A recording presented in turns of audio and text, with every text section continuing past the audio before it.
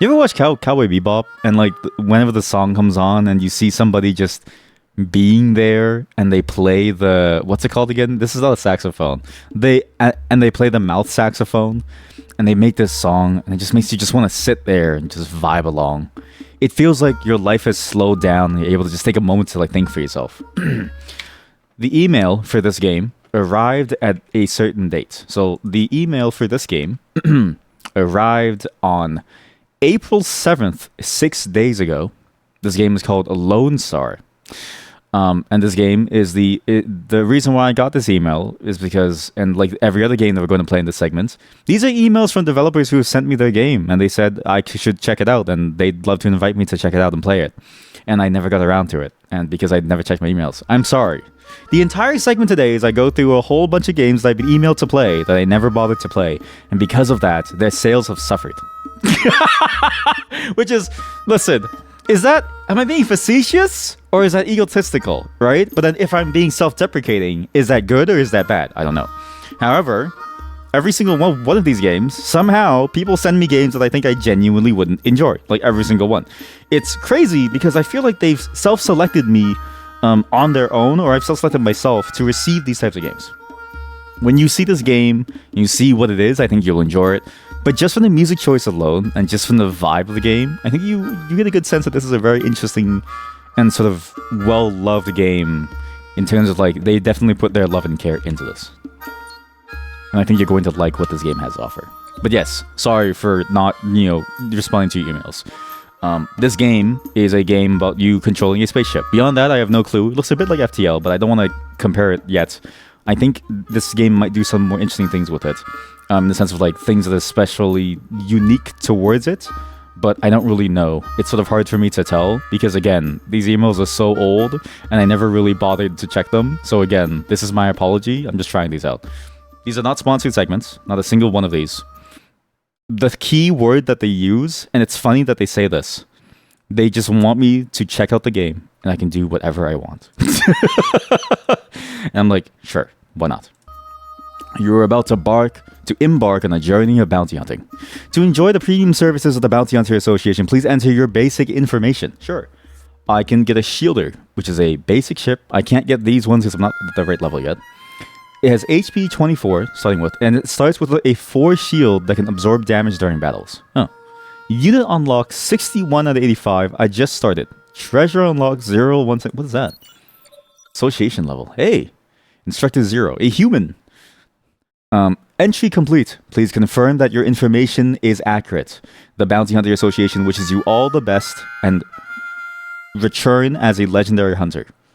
The Bounty Hunter Association wishes you all the best and return as a legendary hunter, and that you and maybe that you return as a legendary hunter, right?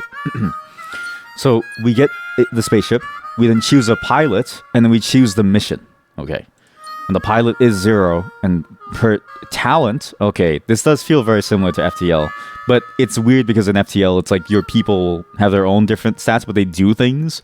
But it seems like this one actually might be similar to another game, which I forget the name of now, where your characters themselves have stats and they apply to your unit as a whole. So 10 max HP plus 1 max fuel. And still keeping with the cowboy theme, again, very solid choice. I feel like games need more cowboy music. Like again, you ever watch Cowboy Bebop and you think like how, like Cowboy Bebop to me is the pinnacle of what you want a cowboy themed show to be, because cowboys are kind of boring. Like, sorry, listen, if there are any horse girls or like horse boys in my chat, just walk away. All right, this is not for you. Horses are cool, they're cute animals, and like they're kind of funny, but fundamentally they're boring. Okay, how dare I? Listen, you ever see somebody ride a horse? It is the most boring act I've ever seen. Cowboy Bebop is what happens when you have people who want the horses, but they've all gone extinct, and so all you have left is a spaceship. It's basically a western in terms of like, I guess like the visual or like it's like just take a western and give them more modern flair, and you have Cowboy Bebop. That's exactly what you want from like the cowboy genre. But the cowboy genre believes that people want horses. No, the only people that want horses, it's a very different type of thing, okay? Here's a quick tutorial from the Bounty Hunter Association. Let me see. There's a criminal nearby. Go catch him for your first reward. Yes. Are you ready for your first battle, newcomer? Don't worry, I'll guide you. You're literally okay. Sure. I'm your boss. Gray Stripe, after a high-risk investment in an interstellar venture capital association, end up with nothing and eventually took a daring risk to join the Hyena gang as a space pirate. So Gray Stripe is the guy. He is a henchman, and he has no special units. There's even a time limit, and actually, there it is. Some more volume is good. Oh, I feel like I'm in like a shootout with a fellow cowboy. So how do we play this? So we have different things with different numbers at the bottom. It wants me to press these. There's a 4 4 2 2 4 4. I don't know what these do. Let's press 2 because I just feel like there are 2s everywhere. Oh, I see how this works. It's a math game. Okay, wait. Just let me think about this. So you saw my channel and you thought to yourself, you know what would be really good if we gave this guy a more complex math circus game. Well, you do understand that I don't know what a quaternion is, right? Like, I don't really understand these things, yeah? Like, I say that I program, but like, it's like anybody can program. Just kidding. So I guess you build the numbers up and you load energy into these things, which will then give you different effects based on what they are. Actually, this is completely different from FTL, and I actually kind of like this because there's no sort of real-time aspect, but it's more, it feels like, you know, the same sort of tactical elements, but more, and you also get the customization of like the ship, which is similar to that as well. That's actually very cool. When loading 2 energy of the same point, gain 2 strength. I wonder what is the same point, as in like 2 of these into this, so it gets bonus 2 strength. So it's going to do 4 on the top row, 4 in the bottom row, 2 in the middle. I can counteract with 4 in either of these. These basic cores are just basic units. I can take 1 damage on the bottom, but if I do 2 into this, I actually get double value from my second one, because it's 2 of the same point, which is a gray point. I'm assuming it's based on the color, which then adds plus 2 strength, so I get a bonus. Why did you just give me the tutorial now? That's a cruel and absolutely beautiful feature. Every game should do this. Every game should throw you into the fray, let you make your first moves, and then give you the tutorial after to like let you know that you fucked up. Because that's genuinely funny.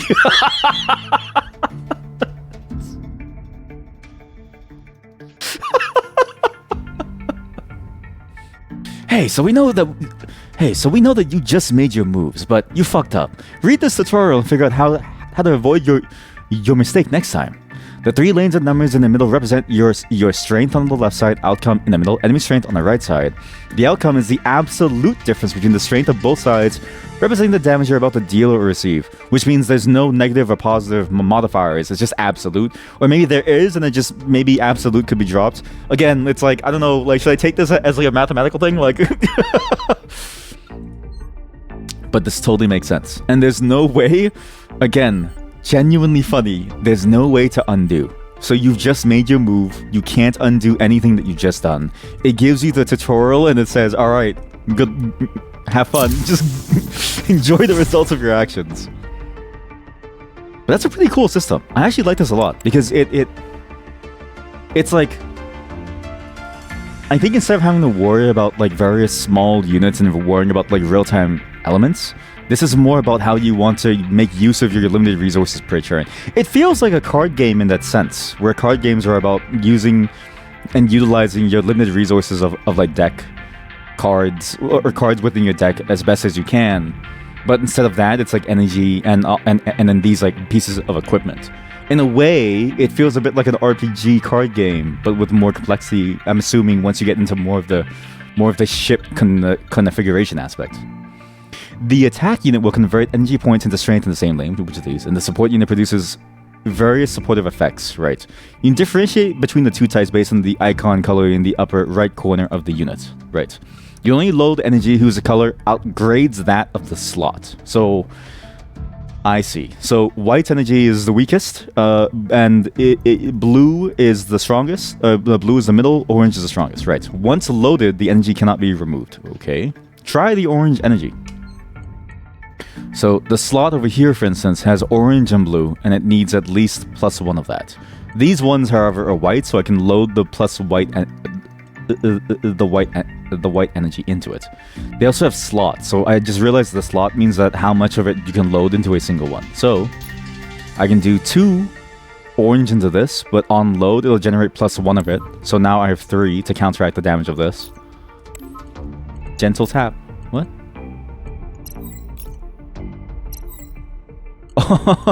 Oh, it gave me energy as a result of doing that. On load, generated 1 energy of +1 points because I added in, and it gives me it back. Okay, I thought it would stay inside there, but this literally generates you energy, and once you use both slots, that's it. I'm gonna do 1 over here. I know this seems silly, but I want to do 2 in the middle. I know I'm gonna take like bonus damage at the bottom, but technically I do more damage overall, and I have shield, so it doesn't really matter. Overall, I do more damage by loading it twice in the middle to get the bonus.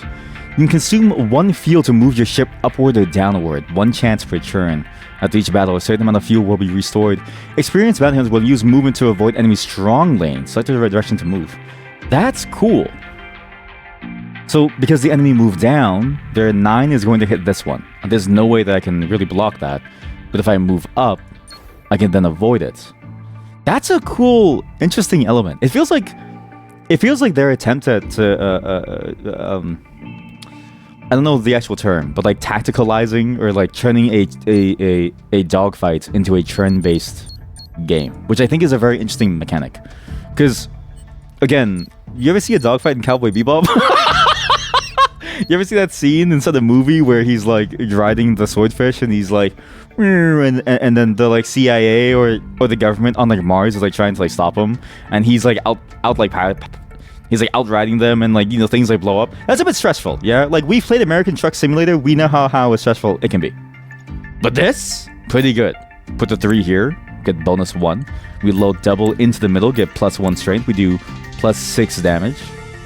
So this is 7 damage total. But I forgot because it also affects me. I don't get to do the damage too if I move out of range. That's interesting. So there's a lot of like decision making of, if you move, you're also less effective. Do you want to move and be less effective, or do you want to do the most damage that you can? I think this is a good position. I think what I do is I do the 5 on top to defeat it. And at the bottom over here, because this is still within the lane range, I can actually do 2 of this to get the bonus over here. This is cool. I actually like this a lot. This is a very interesting concept. And I really enjoy the way that it plays out, because it's actually a bit more complicated than you would think at first glance. But that complexity leads to a much more fuller, I don't know, feeling type of gameplay where it's not just doing the same moves over and over and over, like most tactical games will end up being. Like, a lot of card games and tactical games end up being like, you just shuffle your deck over and over and over. You have these minute tactical decisions and like positioning that actually matters, that, you know, you sort of miss from a lot of these types of games. Like, very few of these games actually deal with this idea of positioning in any meaningful way. Slay the Spire, for instance, has positioning on the enemy end, but on your end, there's no positioning without the mods, right? But when you and the enemy can both do it, it adds a new dimension to it. A new. You can tell I had too much coffee. Well done. Go and claim your bounty reward. What did you even do? I get 3 star coins, 1 fuel, and 1 unit. What's a unit?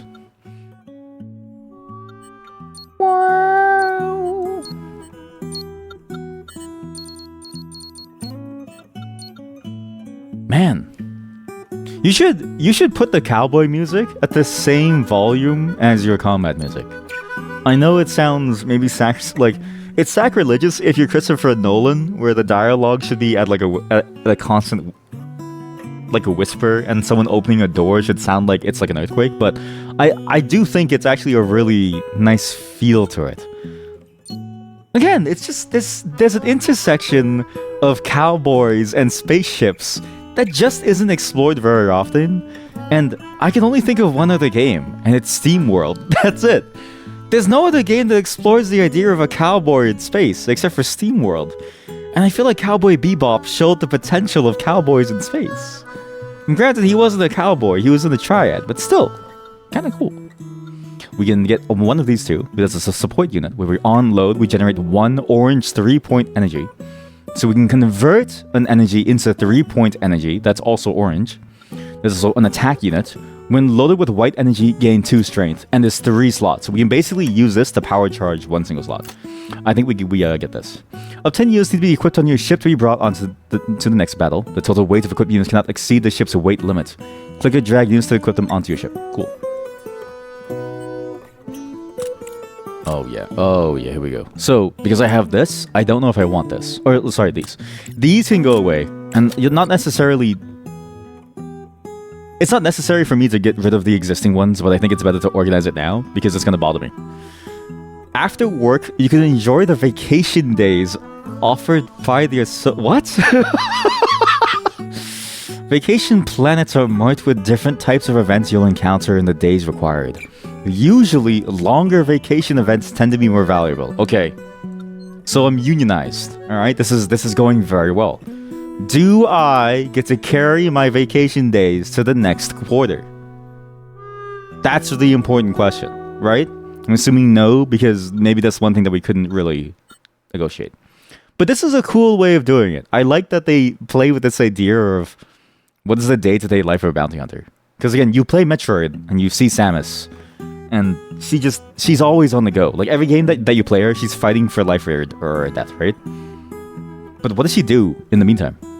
It's not like she's fighting for her life every single day. Like at some point, she's just gonna stop working. Like as a bounty hunter, it must be boring. Again, you ever see Cowboy Bebop? You ever see Cowboy Bebop? I swear, they must have seen Cowboy Bebop and said we can make that into a turn-based game. Because in Cowboy Bebop, at the beginning of like most episodes, you see Jet, you see Spike, you see Faye, and you see the genius kid, Ein? I forget her name. No, Ein was the dog. You see the 4 of them, and they're struggling to survive. They have no money for instant noodles. They're bored on the ship. They go, I wish there was something to do. And then the news comes on. A terrorist attack on Mars has occurred today. A bounty has been placed for 1 million wulong on whatever some guy's name is, right? That's how this feels like. This is actually just modeled after Cowboy Bebop. We are on the... I forget the name of the ship now. And we're eating instant noodles. There's not enough money. We're on a forced vacation because there's no crime. And the space is simply too large. We're gonna go to the unknown because I'm bored. A bearfolk space courier, bearfolk, knocks on your spaceship's window, claiming that he is holding a parcel for you, but the information does not seem to match. He asks what your name is.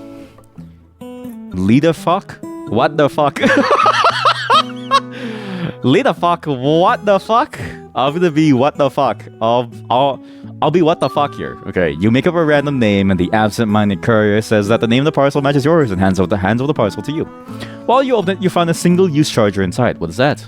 The side of your second churn generated 1 white 9-point energy? This is passive too. So this one has no slot. So I guess there's like the ones that you need to put points into and the ones that you don't have to. This one's passive, but it only works once. But still, second churn. I can do this into the pure white core and just one-shot someone. Anyways, that's my vacation. There's a new bounty now.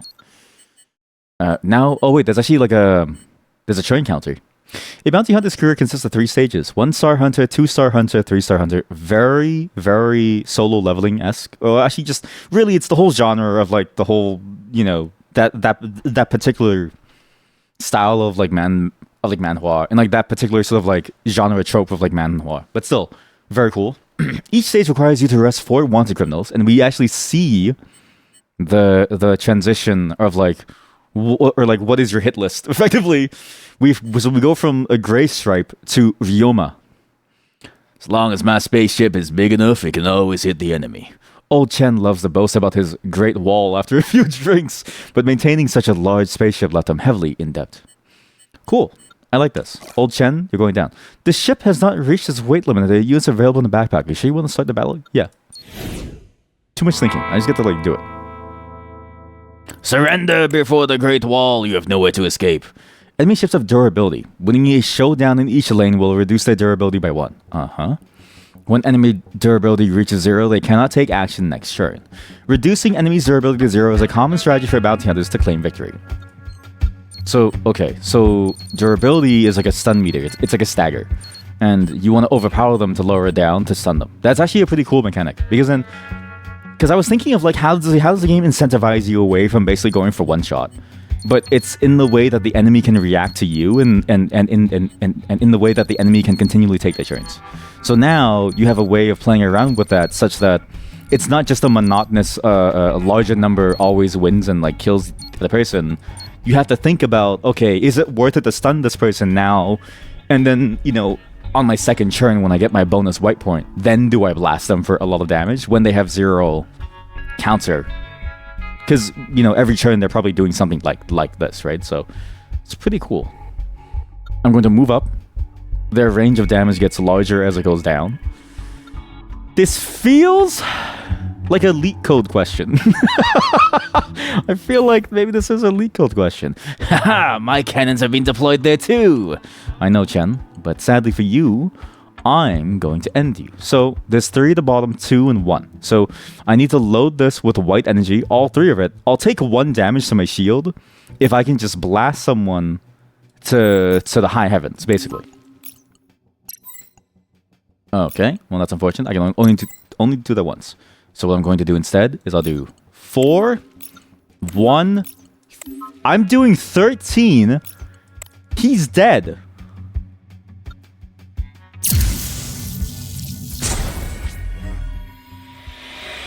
I'm so good at math. Thank you for your coins, thank you for your fuel, and thank you for your 1 unit. We can get Consecution. What Consecution? When loaded with the last energy in hand, generate 1 energy. Oh, but it needs 2 orange energy. So it is a hard one to use because I usually only pull whites. Activate 1, generate 1 white point 1 energy, which only has 1. Press C to enter the detailed tutorial of Activate. Wait, what? When cooldown is ready, click on the unit to trigger. Okay, look at this. There's a C button you can press to enter the tutorial. This game is a cruel, sick joke. Okay, I was gonna say, what a cruel, sick joke to only show you the tutorial button on the first hover. It's as if they made these tutorials to taunt you. As if to say, oh, you believe that you know what you're doing? Fine, suffer. But that's cool. That's actually a very good UI thing, too. Like, a lot of games don't have this very detailed UI and like UX where you can get the help as you need it when you want it. I will say the delay for when it appears is a bit long, and it feels like it should be something more like Path of Exile 2 where it's always available, but that's sort of like a much larger complex act, so I mean it's still fine. I'm gonna get Consecution and just gamble, because we have extra space on our ship. Because we actually have slots, so we have a weight limit, and every single one of these has a different weight. I can just slot this on for now, and it'll just work. And it's an attack unit, which means I can just put it here to boost up my basic core. So the pure white core is very strong. This one's very easy to get power on. But now my top core, it doesn't really get much power. So putting it here and getting like a bonus energy from the usage of this lets me bolster the overall weaker attack of this one. We're now on vacation.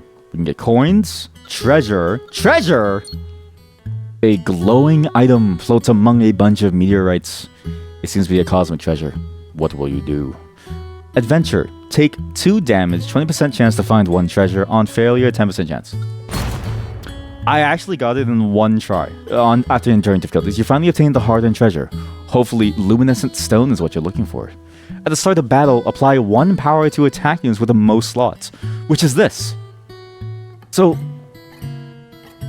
at the start of battle, apply 1 power. Boost strength after first energy loaded each turn, so it's basically a permanent boost to this of +1. But every time you load energy into this, it gets +2 strength.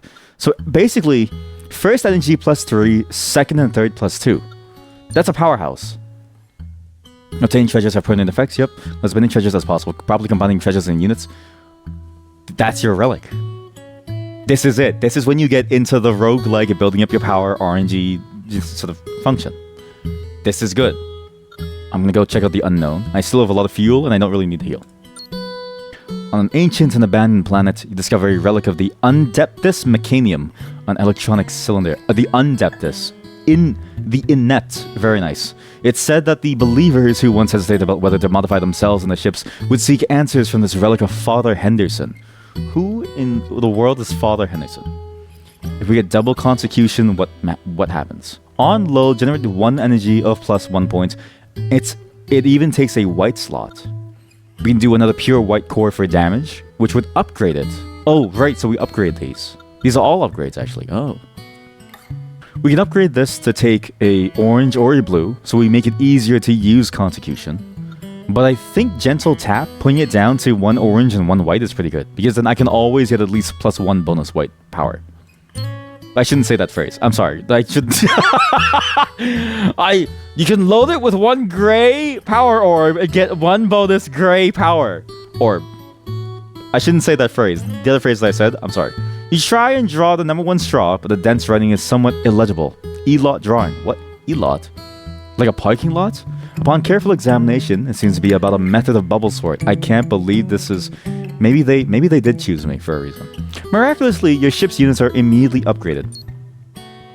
I once went to a conference of the small company, where the CTO, he just walked on and he started talking about... He talked about bubble sort for 1 hour. And I've never seen somebody so in love with an algorithm in my entire life, but that made me realize that maybe I'm not that much of a technical person as I thought I would be. As I espouse about shaded languages, now I found a new shaded language called Slang, developed by NVIDIA, which was supposed to replace, the current state of GLSL and HLSL, and now GLSL is apparently dead because the kernels group, dropped it and stuff. The energy generated during battle contains 2 types of energy resources, point energy resources, and then the colors. Right. So we know this. I don't know why it's telling me. Energy resource. Why is it telling me? Oh, because it tells me exactly what my hand is going to look like in terms of what the possibility is. So 1, 2, 3 for gray power, 4, 5 for blue power, and then unknown for orange? I'm not sure. What's your name? Hans. Wait. Yeah, Hans. Get hit and then accelerate. Even in the reckless world of speed racing, Hans is a well-known daredevil speed racer. His spaceship turbo is designed based on this concept. We can get weight limit increases. There's a lot of rewards for this. And he even has a special item. What? Turbo supercharger. Wow. Upon reaching 0 durability, apply 1 power to every attack unit. Is that his relic or is that mine? Or his thing or is it mine? You cherish those lives when something. At the start of each turn, 3 energy will be generated with an extra 1 energy in the first turn. Right, that actually makes sense. I was wondering how this gets generated and why the number and why the amount changes. The end of each turn, your energy will be retained. Oh, and the max number of energy in your hand shall not exceed 10. So it is actually worth it to keep energy if you know that you can boost up on your next turn. The shield will take damage first and fully recover after each battle. Make good use of shield to mitigate damage effectively. Okay. I have 4 shield. He does now a total of 12 damage. But I can actually lower the damage down into just 0 damage and actually keep the 5 to boost up the pure white core as much as I can, because I can keep this for as long as I want. So if I go like this, for instance, to boost the power of that into +6, and I do 2 in the middle, which then gets me that much, I only take 1 point of damage. I could do a blue here as well. It's not too bad, because the blue doesn't really do much for me. I could mitigate even more damage, and maybe do a little bit extra. No, I misread this. I don't know what I'm doing. Yeah, I misread it. I wasn't really reading the number correctly. But now, look at our hand. 9, 5, 6. The pure white core, when loaded with white energy, gains +2 strength. We even boost this to 10. Oh. Ranges from 1 to 9, cannot exceed 9. Okay, well. Oh. What? You still take it from me. That's crazy. This game is actually punishing in the way that, like, if you don't do the math correctly, it will take everything from you. And it's not afraid to, like, do that to you. Fascinating. So now we generate another power, and we can load it into this. So now, we didn't get the bonus, but it negates the damage fully. We get the +1 from this. We generate 1 into our hand. And now we do 21 points of damage on this turn. And he's going to be paralyzed next turn because I broke his durability. But he has the supercharger. Which means that now all of his weapons gain +1 attack. I need to kill him on this turn or it's going to be a very bad time for me. During the showdown, each victory of a lane will reduce the enemy's durability by 1. When the enemy's durability reaches 0, they cannot take action next turn.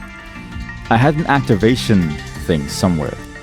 Or maybe I didn't equip it. No, I didn't equip it, I don't think. But if I had it, I could have used it to gain something here. Which means I think we just blast him. He's going to die, but we might as well just go even harder. This is a cool game. It's actually a really interesting mechanic. It's very simple to understand. There's not much complexity behind sort of the baseline of it. Because as far as I know, everyone here can count, right? As far as I know, everyone here can like count. Like, you've all seen JRIs and you count down to when my next stream is, okay? So like, we all know what's like going on here, okay? And so it's very easy to pick up the game and start playing. But there's complexity in the way that you play because math is a naturally complex domain. You ask a child to add 1 + 1, they're going to say 2. You ask your child to add up all of the expenses that they, had throughout the entire week, and they're going to break down crying, even as a 30 to 40-year-old, right? And in fact, it gets even harder as you grow up because there's more bills that you have to collate. So math, even in its simplest form, is an incredibly stressful and complex system that you have to play with and understand as a whole. So if you take the entire thing as a whole and you look at it in that light, then it gets complicated. And that's where the fun starts to begin. In a way, it feels, honestly, it really does feel a bit like the way that you would approach Balatro or Slay the Spire, where those games have a very simple interface to learn from. But when you get into the deeper interactions, that's when the game starts to grow in complexity and start to shine. And then add in the positioning, adding the various stats that you have, the shielding, the durability, add in the various ways that you can manipulate energy to get these numbers back and forth, add in the way that your hand is like a part of your malleable sort of object as well. There's actually a lot going on here. And in that, at first I thought maybe 4 fights is not enough, because 4 fights really feels like a very small amount, but the fights feel dense with decision making. To where if you had more than this, if you had more than 12 fights total, I think you would go a little crazy. So the downtime between fights is like very much needed because it is a fairly intense sort of series of decisions that you have to make. Okay, Zero, stop talking to me. Still unsure. I'm not gonna hit. I don't need it. I don't need it to. Give me a treasure. At the end of the showdown, change the energy with the highest point in hand to orange energy. I don't want this. That's actually bad for me. At the start of the first turn, apply 2 strain to every attack unit. Yes. Ship weight limit +1. Wait, upgrade. So we can go get a unit, we can upgrade, or there's unknown. In fact, there's 2 unknowns. We have 5 vacation days. To upgrade costs 3, and unknown costs 3. I'm assuming upgrades a unit, but I don't know if I want to upgrade anything yet. I feel like I'm still fine to do stuff here. And I actually want to maybe focus on getting these unknowns, because we're in space, right? Like, think of Chris Hadfield, which, by the way, when I went to the bookstore, he has a shit ton of books. I didn't realize that he wrote that many books. But I also didn't realize, by the way, I was in the author section where it's alphabetical by the author's name. So I'm in this section, it's the C section, but I didn't see the C section sign. And I was like, wow, this whole shelf is just Chris Hadfield. I was like, why do they love him so much? And then I look up like, oh, it's the C section for Chris Hadfield. This totally makes sense, yeah. But it's space. You were in the final frontier of space. Why wouldn't you want to explore the unknown? The renowned designer R2D2, very nice, introduced a brand new product, the slot machine upgrader. Oh no, it's gambling. You know what's funny? I can't seem to escape gambling. Every game that I play has a gambling. Open Server has gambling. This game has a gambling. This machine requires you to place all your units into it. Pulling the lever would randomly select one of your units for an upgrade. The first pull is free, and subsequent pulls will become increasingly expensive. Huh? Want to make a straightforward machine for upgrading specific units? God knows. RDL2 just doesn't want to. Pull the lever. Pull the left lever. Randomly upgrade one attack unit. Pull the lever, Crunk. Wait. If I get a support unit, I only have 2 support units. Does it matter what's equipped on my ship? I'm assuming yes. Pull the lever, Crunk. No, it generates an orange? Oh, I fucked up. Shit. Pull the lever, Crunk. Pull the lever, Crunk. Pull the lever, Crunk. Oh. It's over. I lost. My one way to get a massive boost in damage with my pure white core is now broken. It's now orange. I need a pure orange core now. That should be enough. You leave with your units. And also upgraded my basic core and I didn't realize. So, another unknown. You received intelligence that the nearby planet Alpha is a gathering place for the hyena gang. The bounty hunters decide to launch an assault there. However, by the time you arrive, it seems the battle has already ended. Explore the ruins to gain 8 star coins, 50% chance to take 3 damage. Restore HP, 50% chance to lose 3 star coins. Or gain the armor smelter, 50% chance to lose the basic core. Please, I do want to lose the basic core. Because activate, take 2 damage, gain 1, amazing. Oh, for free! Amidst the wreckage of the battlefield, you witness the devastation of war, with ship debris scattered everywhere. However, most of them don't seem to be warships, but merchant ships. In the ruins, you find a barely functioning armor smelter. Very good. When needed, you can call for support. What? Each call for support chance can only be used once per run, so use it wisely. Wow. There's an actual a formidable foe known as a newbie killer. Defeat him, you'll be a quantified bounty hunter. It's this game is American Truck Simulator if it had more gameplay besides driving. Because you have the support call when your truck tips over or you crash into one too many people and you can call for help. It has AAA on the speed dial. So Moonshadow, Ryoma the sword genius, is said to have gone completely insane after seeing the perception of the Undeptus Mechanium. He integrated all his sword insights and his famous sword Moonshadow into his shit. This is just a wuxia, man. This is like wuxia level writing. This is an amalgamation of every single thing that I enjoy in life. Why did I ignore the email? Upon reaching 0 durability, switch to the other attack mode. What? Breaks 1 durability. Okay, well, what other attack mode? Oh shit, there's 2 attack modes? So, okay. I guess we try to break him down ASAP. When facing unbeatable enemies, you can do a temporary retreat. You return to the state before battle started. No. What? Oh, it's a reset button. If you want to go back to the beginning to try it again. Well, I don't need to. I think I'll be okay. This is 15 up here. Now I have some options. When loaded with the last energy in hand, you generate 1 bonus energy. This works with a blue and an orange, which I have. I can take 2 damage to generate energy now, which is important. Because in doing this, I get orange. So now I can load with 2 energy, probably into this, to get like a lot of power, maybe. I don't know. Because this does take 2 slots, so I could do it twice, and I get basically 2 bonus energy total, as long as it's my last one. I can counteract a 15 with my probably 3 white cores, maybe. And even if I move up, I can still hit him throughout the entire length of his ship, because he's a massive ship. People, size matters. Active only in vertical slash, active only in horizontal slash mode. Oh, that's what it means. Oh shit. So vertical slash, I see what this means. That's the mode. God, that's so cool. That's a great concept.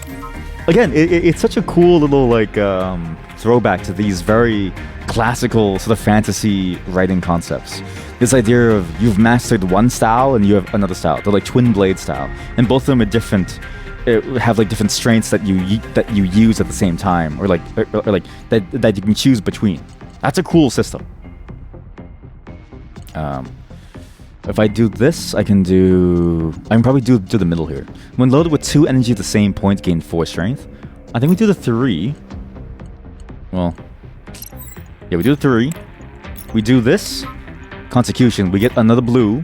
We do this again, we get another blue, and then we do this, get blue plus 2, but for plus 4 strength. So 2 is loaded into this for 13. 7 plus 1. That's 21 damage. Good roll. I will say I'm surprised that your attacks don't affect the cores on the ships. I guess it makes sense because the game is already complex as is. Like, do you really want to do more complexity on top of that?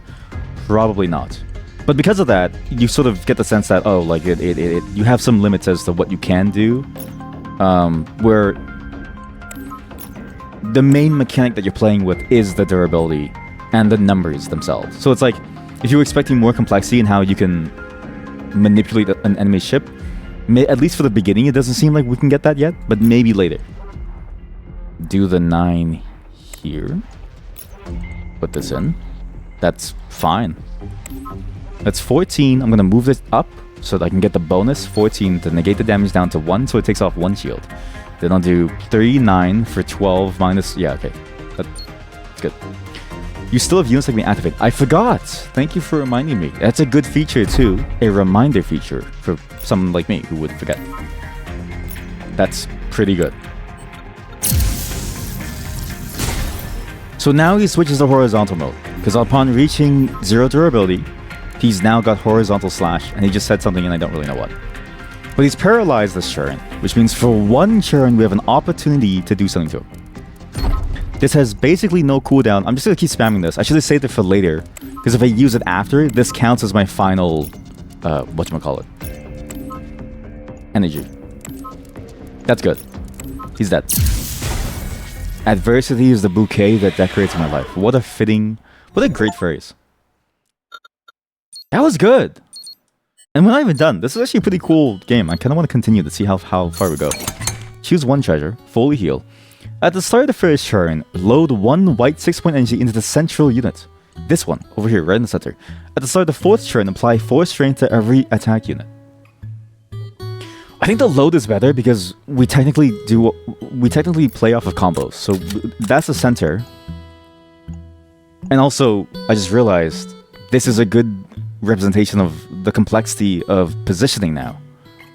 But it's not complexity, like it's... Remember how I said there's no real way to manipulate the enemy positioning so far? This shows that it's possible.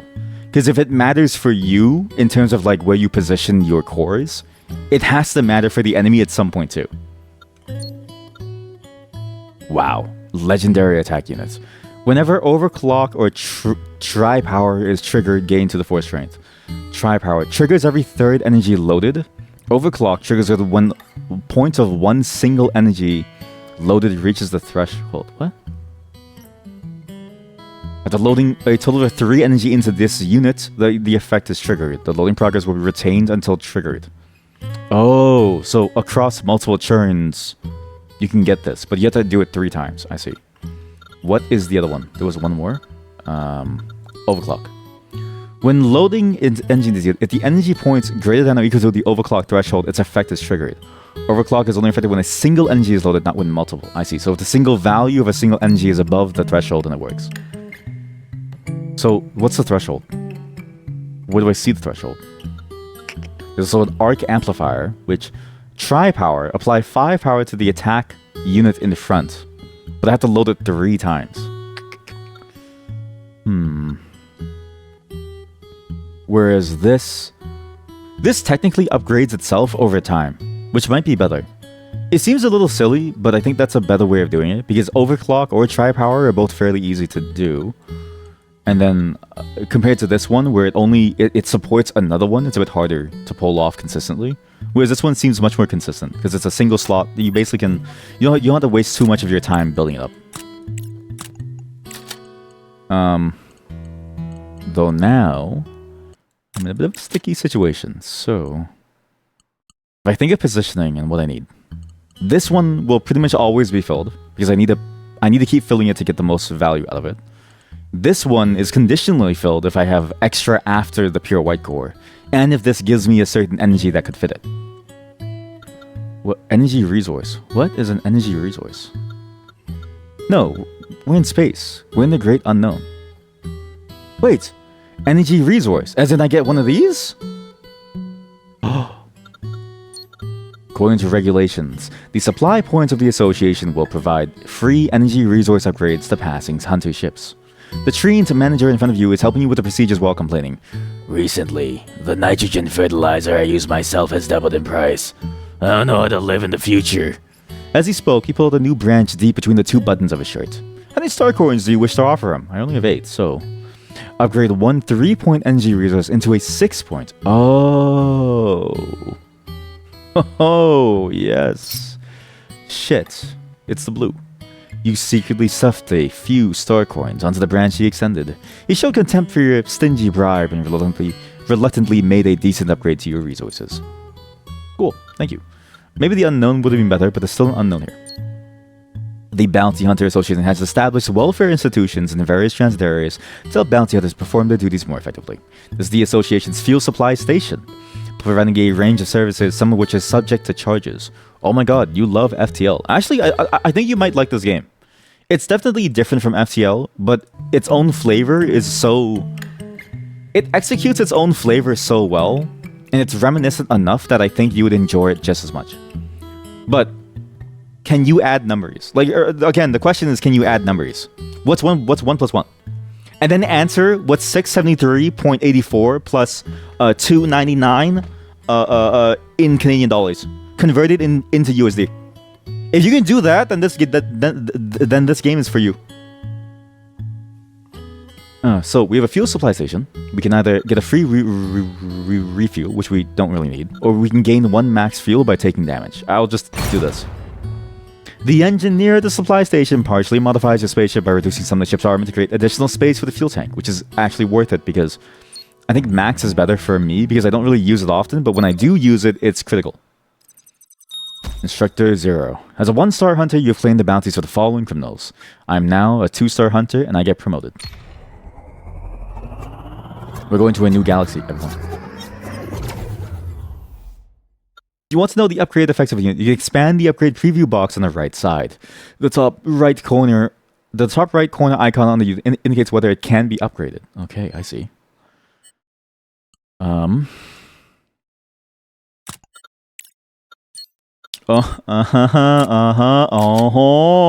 see. Okay. I see. And I'm assuming there's only two upgrades per. So once you get these 2 icons, then it's basically done. Wanted Arca. It's widely known that the Beastkin are all athletic, especially in ship racing. But Arca is an exception. He can't even manage to dock a ship properly. So the attitude of, if I can't pilot it well, then nobody can, he modified his own spaceship, the Immobilizer, which has a displacement monitoring core. When the enemy moves, gain 1 power. That's really bad for me.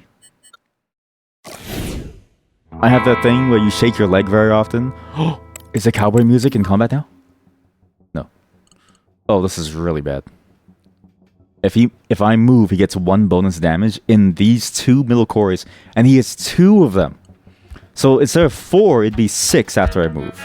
But that's better than taking 12, so I'll take the risk. It's fine to lose this top end too, because most of my damage is in this middle white core, as well as this bottom core. You want to run away? No, I'm going to blast your ass. Just give me a second. I'm monologuing. Holy hell. The threshold right now is what? How do I know the threshold is 2? So I need something that's higher than a 2. So I'll put this inside here. Beats the threshold, gets plus 2 or 4, gets plus 2 strength because I overpowered versus tri-power.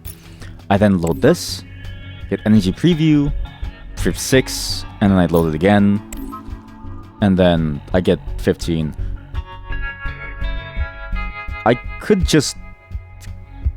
Is it worth it to take the 14 damage to kill him? No. And I can just save the energy for next turn. I also notice how we stabilize. So we go back to the center every time we do a trend, which is kind of neat. It means I can do something like this. Move down. He's going to do a lot of damage to me, but that's fine. I'll do a single 9 to negate his thing. I'll do a 4 over here. And then I should have done that. Okay, well, that was a bad order. It doesn't matter. I still win. I need to brush up on my side parking. Star coins, fuel, 1 unit. On load, gain 1 strength. Evolutionary core, tri-power boosted effect by 1. Wow. That actually scales even harder than this one, and much quicker too. But it's harder to achieve, I think, because you need a orange, blue, and a white. Whereas a support unit unload, generate 1 energy of -1 point, and apply 2 strength to the attack unit behind. What? Oh, it attenuates and builds strength into something like this. Both of these aren't that good. I'll just get this. Better than, I think, this. Because this technically will outscale this at some point. Maybe after, like, 6 usages or so. It's kind of hard for me to tell. We'll go for the unknown. In the universe, you come across a ship with almost no armor drifting aimlessly in space, as its pilot has lost control of it. We can either take 4 damage and gain over 1 rare unit, or sponsor them and gain 1 common treasure. Give me a rare unit. You use your ship's armor to help the unfortunate pilot repair his ship. As a token of gratitude, he gives you his most precious triangular core, and tells you a chilling story about how someone from the undeadless Mechanium arms himself with the ship's armor, and eventually becomes immobilized. I just killed him, actually. I just killed the guy that you're talking about, so I can get a triangular core, which is tri-power, gain +3 power. It's actually a better version of this. Well, not really. It's actually harder to use than this. Well...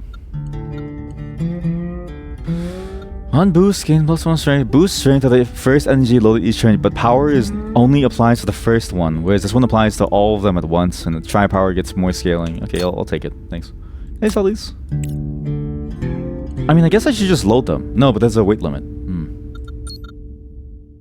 Jin, riding the Thornmail, who has a Thornmail device. Failure in the showdown, deal 2 damage to the enemy. Oh, shit. So if I don't beat him in the number game, if I don't beat his like math numbers, he does bonus 2 damage to me. Okay. Jin used to be a bounty hunter until he encountered a massive downsizing in the Bounty Hunter Association. No! The trade war hit you too! Oh, this is... Dude, this is prophetic. You ever play Starfield and like... Remember when we were playing Starfield and I talked about how like hopeful it feels like? Because it's the story was so naive in the sense that they believe that the worst crime is like smuggling or like, you know, kidnapping and stuff. I'm like, buddy, the worst crime in the future is still going to be wage theft by corporations towards its employees. Like, we're still going to be stuck in the trade war. The Canadians, how longer do we suffer? He knows everything about hunters, including their extreme fondness for the ships. Therefore, he modified a ship that would give all hunters a hard time. I also love that it uses the moniker of hunters. Like a lot of fiction in manhwa, in like, you know, various different forms of that, and sort of talk about this idea of like the hunters. It's such a common trope that I'm surprised at how wide, how prolific it feels like. Like it's such a good, I know, it's such a good motif. This will always be loaded, but let me think about this. I do technically load this with the double, so I could get a higher number on this to counteract the 10. So I'm gonna go down. I know this seems weird. This one doesn't get used, but I'd rather the power up here because I have more ways to counteract the 10. Because I have to go down, because if I don't, he does bonus 2 damage to me. Although, by default, I beat him as it is. So why don't I just spread the load? Yeah, I'll spread the load. We'll do a 5 over here. We'll do a 2 over here to get 1 extra.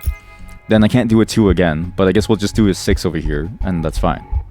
On load, generate 1 point of energy. Sure. I forgot that I had that, actually.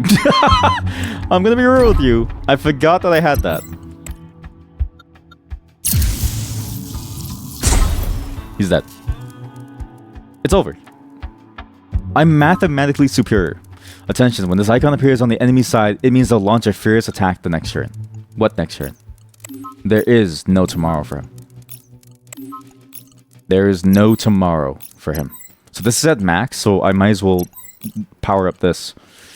I don't know what to do. I can do this into here. I can use this over here. I can then power this up like so. I can then use this over here. I have a lot of ways to generate, actually. And I have a bonus +1, which just does this. And he's dead.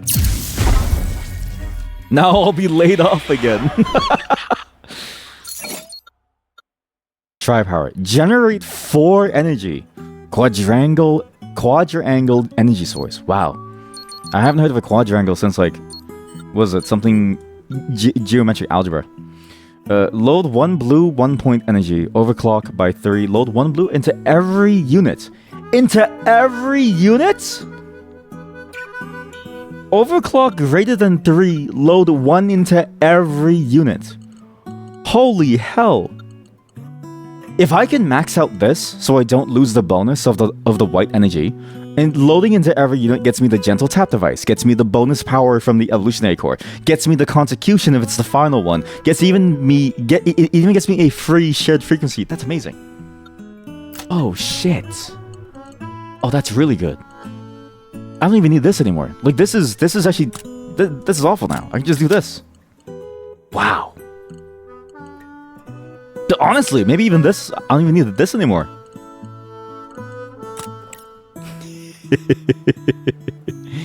Yeah, boy. Okay, that's good. We can repair. I'm not afraid. We can get some treasure. Wait. We can get both.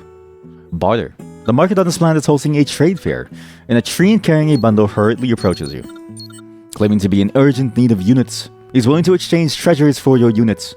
What will you do next? Remove 1 unit, gain 1 treasure of the same variety. Okay, well, how do we do this? Place suitable units. Oh, good.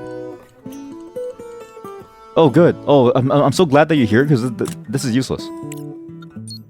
You take out the unit, and the tree looks at it thoughtfully. After much consideration, he finally takes out the treasure from his package and hands it to you, disregarding your opinion, then hastily leaves, getting a magnifying glass. When the central attack unit loads energy, apply 2 strength. You can't make this up. Central. At the start of the first turn, load 1 white energy. Central. When it loads energy, apply 2 strength. When loaded with white energy, gain 2 strength. You come across a group of Undeptus Mechanium worshippers engaged in a festival prayer. They recite a piece of code and said that if it's free of bugs, they'll receive the blessings of the Mech God. Well, sadly, that's not... Dude, this is a crazy religion. This is what happens when a tech bro sort of goes too far, right? This is the future of reality if tech bros take over the world. Is we move away from computers and we go back to like scripture. Like I've always had this idea of the story in the mind where the only surviving artifact, like what if the world ended back during the Cold War? Because during the beginnings of the Cold War was like during the beginnings of computing as a whole, right? So what if the world ended during like World War II / the Cold War, and what we were left with was not the computers of today, but reams of punch cards for like the old IBM mainframe machines costing half a million dollars, and the new sort of like the new series of humans looks at this and says this is ancient holy scripture from a time when humanity was at its darkest, before they ended themselves in the apocalypse, and they revere this like shitty code that's written to add like 2 numbers. Like, that could have been a possibility at some point, because everything that we leave behind for the future generations is an artifact. Except now, instead of it being on pieces of paper, it's on TikTok and like Xiaohongshu and like stuff like that, right? Like it's on like different various, social media platforms.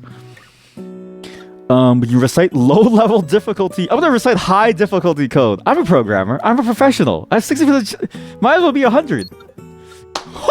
You successfully recite a bug-free, highly challenging piece of code, and the Mech God is very pleased, granting you Shockwave. I just recited the entire source code of Snow Job 7.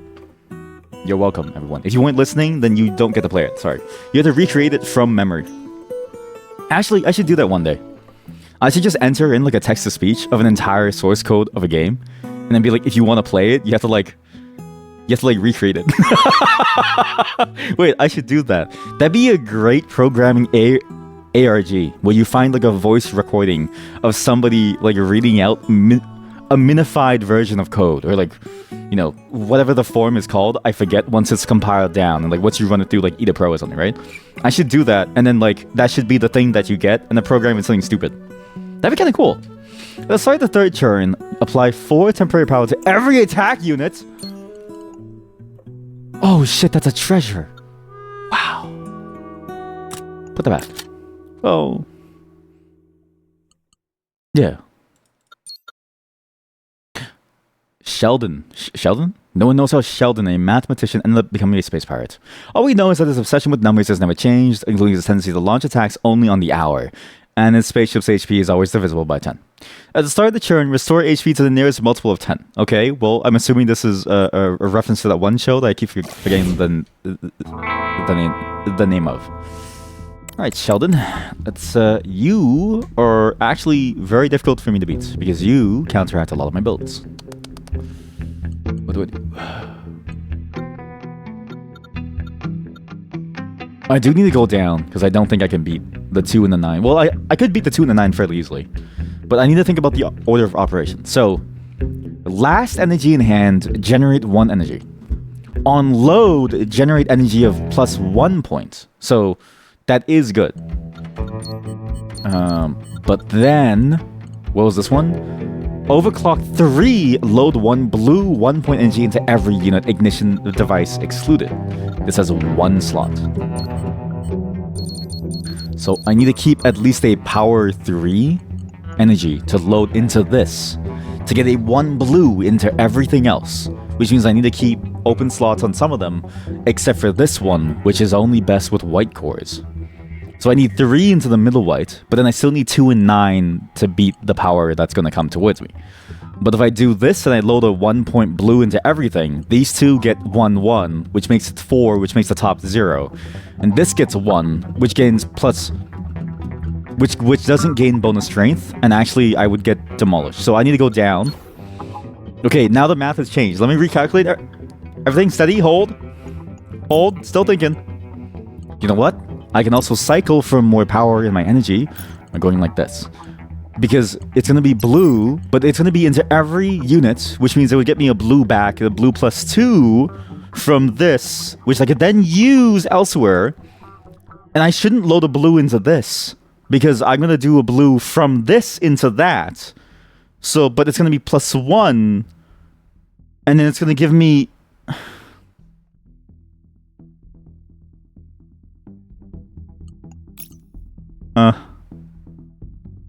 Yes. Yes. Okay, and now I need to figure out what to do here. So I need to get at least overclock greater than 3, which gets me a +1 to everything, which gets me a bunch of bonus energy all across the board. This should be good like so. So I get a bonus +2. This gets loaded with +1, which gives me a +2 blue. This gets loaded in, which doesn't overpower, but still it gains a little bit more strength, so into +5, into nothing. This gets a +1 on load, gain 1 strength. Then I can use this 2 over here. No, this 5 over here to make it into a bonus, into a 5 above in the showdown for 22 total. Okay, so so now we redo the math again. Okay, so now in turn 2, I gain a +9. Where do you go? Okay, so again, we don't want to do this yet. We want to load into this first with any plus thing, which is this. This is the only one. I need 3 white into the middle, but I can't get that. So let's drop that dream right now. We're gonna go down. He's not firing anything from that one. I still have 3 fuel left, which I think is fine. I can kill him here. Next turn is gonna do a powerful attack, so I need to do bonus damage on all 3 weapons now, which I will with the 6 into this one. I could also cycle this into the 3 to get this, because it's greater than or equal to overclock, unless that's not the symbol and it's just a different, and that's just like a symbol. I should read it carefully. If the energy is greater than or equal to the threshold, yeah. So okay, so math-wise that does work. So I can actually put the 3. I can put the 3 white into that one, and then I can get the 3 into this one. And then is there anything that does more based on what I just enter into, or? When low with the last energy in hand, can generate 1 energy. I could get random RNG if I'm lucky, which might be doable. I don't really know, but I should do the orange first into that one, but the low orange into this one, so that I don't waste the slot. I also need to somehow do this last, so that the last energy in my hand becomes that. You know what I mean? So do this. I need to waste these energies. Well, not waste them, but I do need to use them in some way. I need at least a +3. This has to be the last one. The orange has to go in manually, because the orange is too strong, and it needs to go in at some point. It can't be the last one. Okay, so I'll do...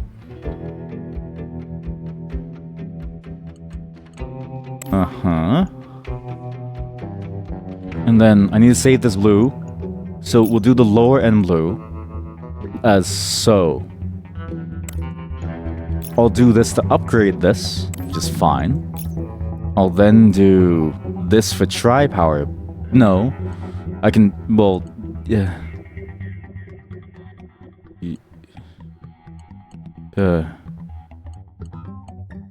Yes, because what I can do is this, and if I RNG, okay, I didn't RNG a white energy from this. And I didn't RNG, I forgot that the blue takes over, so actually I messed up. So, okay, it's, I don't know.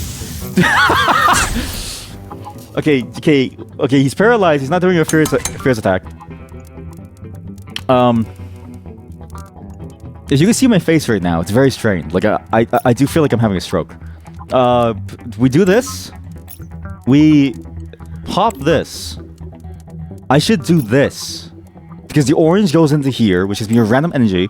I fucked up. I should have put it in because I overload this plus. Well, either way is that. Wait a moment. I can't leave incomplete formulas for the world, quoting Archimedes. 1 treasure. The start of the 4th turn, apply 4 strength to every attack unit.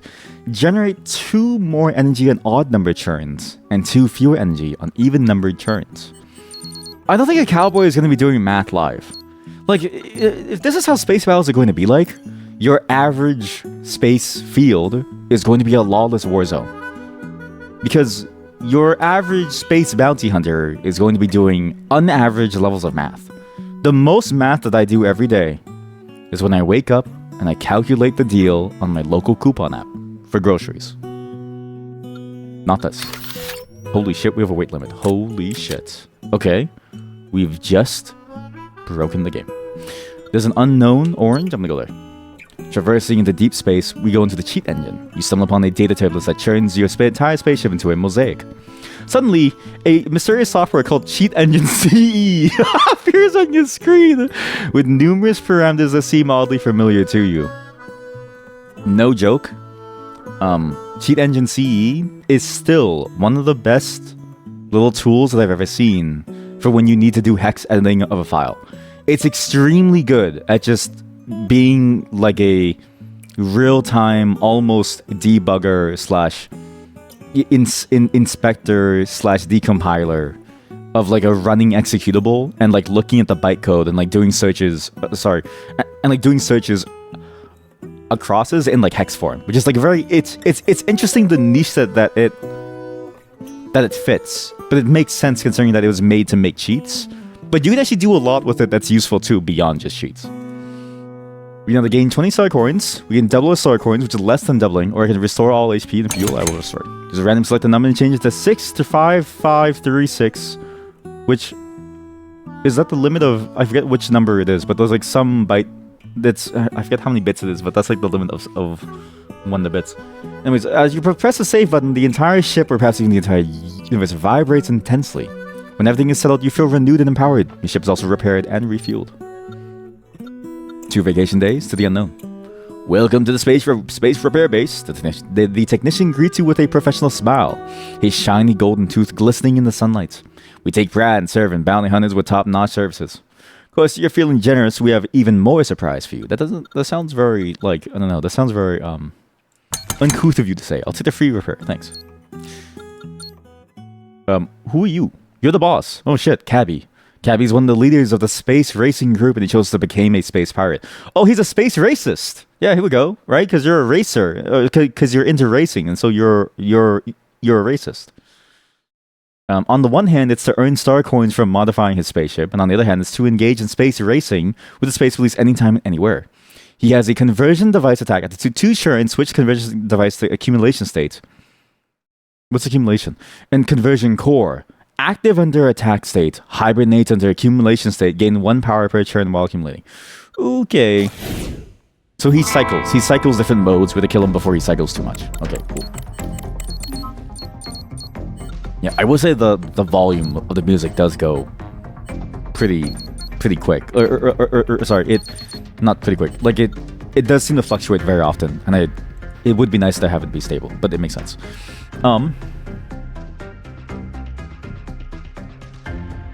I'm boned. Okay, 3 whites in the middle to go for crazy power. I need to fill this up now with the highest ones I can to really get a lot of damage in 21. He's going to transition into hibernation state. The top one is going to take the most damage. There's 2 at the bottom, but I'm going to get a +1 energy point into the bottom, which is bad, actually. I need to fill the bottom now with a +2 or more, so I'll do it now just to fill it up. Which then gets at the overclock, I think, because the overclock was 2. How do I even know what the overclock limit for this one is? Because what's the threshold exactly here? It doesn't really say the threshold here, because this one says the threshold of 3. This one just says overclock or tri-power is triggered. Oh! From anything! Oh, that's why it's called shared frequency core, as in anything else that triggers tri-power and overclock increases this. I'm stupid. Ah. Always look to yourself if you don't understand things, because you're probably the problem. I always forget, you know, it's such a classic.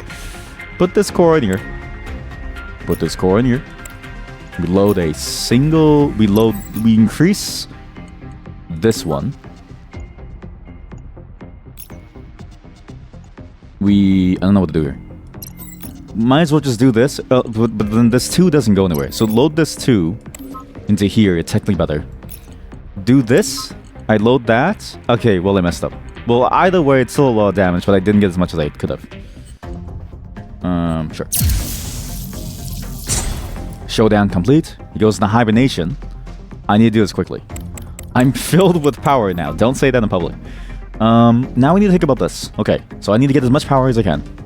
I need to go down into this. This is a single core here. I have 2 energy. I'm going to use this. Get some energy. Smelt armor. That's awful.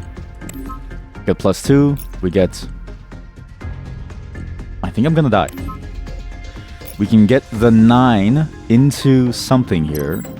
I think what I do is I do this to counteract this, because it gets the bonus power from the load +2 strength. I then get this for the +9 for the 18. See if I get a good number. I got a white number. It's pretty good. I could load this, but I could also do this to get a +1 to everything, which could help me a little. It would help me more, actually. I'll take 6 damage, and this is probably the best that I could have done. But I do 13 now. I'm now in a bit of a sticky situation. Now he's hibernating, so he's a bit weaker. Yeah, now he's accumulating. Now we need to figure out what to do here. I only have 3 fuel left. And I think it's worth it to tackle this head on, because I have the white core in the middle now. I can save this to not do this. I think I save it to not do that. I do pop this to get the 6, the 1, the 2 to completely overpower this.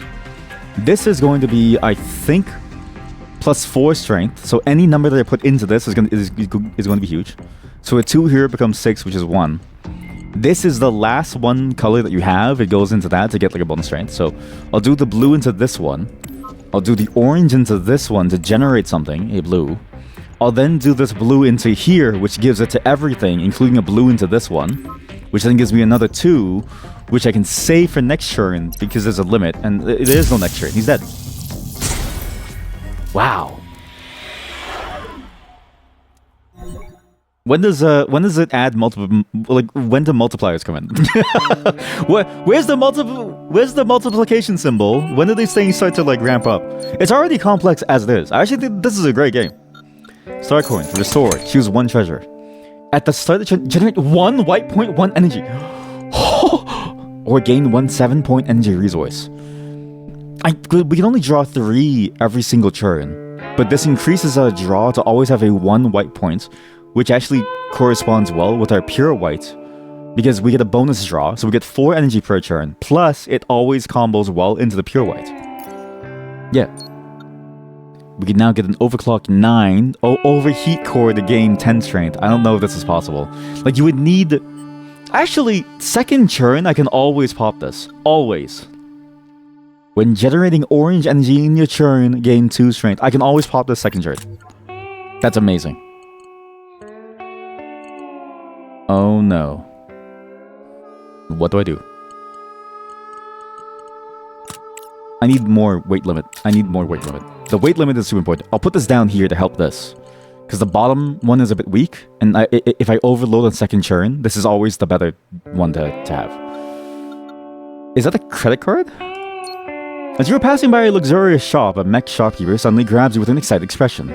Claims that you rescued him from the hyena gang such as before, but you have no impression on it. To show his gratitude, the shopkeeper allows you to choose any item from the shop as a gift. Wow. Get one free. Enter the shop. Wait, this is the guy. Wasn't he the... I don't know who he is. Gain 1 orange resource and remove 1 white one. That seems awful. Upon entering the shop, gain... I've never seen the shop. This is the first one that I've ever seen. At the start of your turn, if your HP is below or equal to 10, apply 2 strength to every... No, I'm good. Consume 1 fuel to generate 1 orange 9 energy. Wow. Activate, gain 3 power every 2 turns. Wow. On load, generate 1 energy of times 2 point. Wow. For free? For free? Okay, we need to rethink about this. I need to have a think. I need to have a think about this. On load, generate 1 energy of plus 1 point. This is actually worse. Can I sell items? No. Oh, so I buy, but I can't sell. Okay. Ignition device is still really good to basically load all of these. I need this for the second turn combo into the overheat core. But I really want the weak energy source, because it's not as weak as you think it is. I would basically only get the overclock bonus from this, but I think it's better because I lose the Consecution is actually really good for combo. You get so much extra energy from doing these two as a combo at the very end. Because you load the orange, you then have the blue as your final, and then you load this, the blue comes out as free, and you get a free random one. This takes too long, whereas this guarantees the pure white core power. Now my weak spot is on the top side. But I think it's fine, because the top side I'll always have something in it anyways, because it's a part of the consecution chain, so. Like, one side has to be strong, the middle has to be okay, and from there it's pretty straightforward. But at the start of the turn, load 1 with the central unit. When the central unit gate loads energy, apply 2 strength, because there's 3 of it. Okay. Spent 8 are 14 coins left. Good. But after making purchases, you thank the shopkeeper for his generosity. You can't get the feeling, can't get rid of the feeling that something seems a bit off. That seems, was it bad to take a free item? Let's go to an unknown. The origins of the sect. They even use the word the sect. That's how you know that this is very manhwa, like wuxia inspired. The undeadness mechanium was originally a sarcastic religion established by Henderson, a space school student a millennium ago, to mock various racial groups' strange beliefs.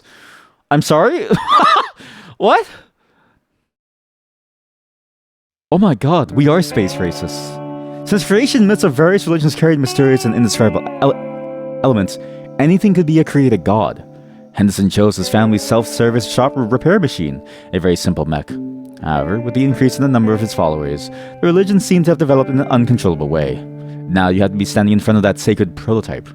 Well, what's funny is that I've thought about this, right? Realistically, like, AI could get to the point where people sort of look to it as this mechanical god. And in many ways, you know, the world is becoming the world is turning into the reality of sufficiently advanced science is impossible to discern from magic. I fucked up the entire quote. How much can I do this?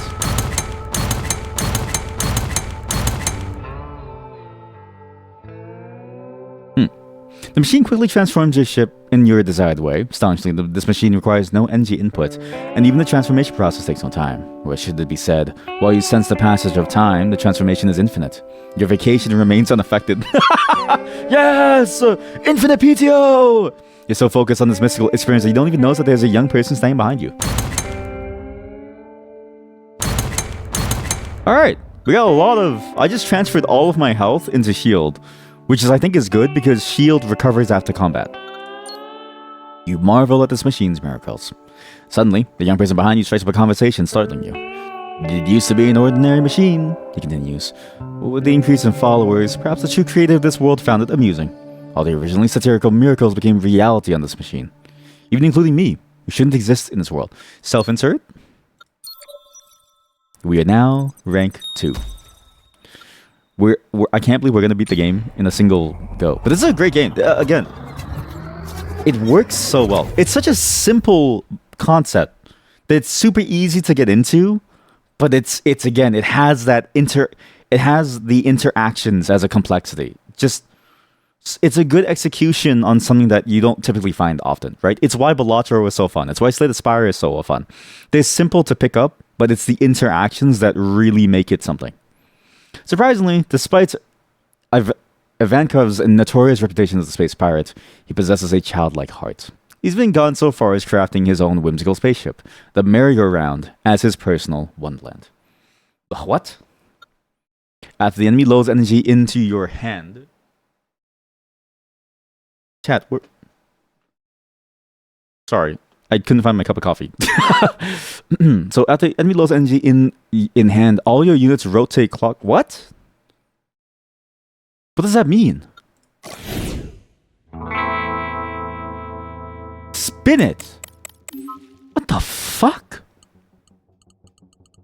Oh my god, he made a chessboard. This is, what's his face? This is Carl Magnuson's ship. Hi, I'm Carl Magnuson, and I made my perfect ship. I have 16 shield. I have 18 shield, or 16 shield. So I can actually tank a lot of this damage. I just need to reduce damage by 2, and I basically have infinite health. Sorry, not infinite health. Like, basically, I negate the damage fully enough that I don't need to feel the effects of it the next time, right? So, this might be good to do. I can just do this into on load, generate 1 energy 2 point. Do this, and then do this. Okay, now what do we do? When loaded with the last energy, okay, I don't know about the combos anymore. It's a bit confusing. On load with 9, I can do it now with this. And then when loaded with energy, last energy in hand, I can't do this because I have too much energy now. So I'll do blue plus 1 to every single... Can we trigger it after it reaches... Oh, right. Okay, sorry. Sorry. So, do this into this. I have a lot of leftover. Oh, shit.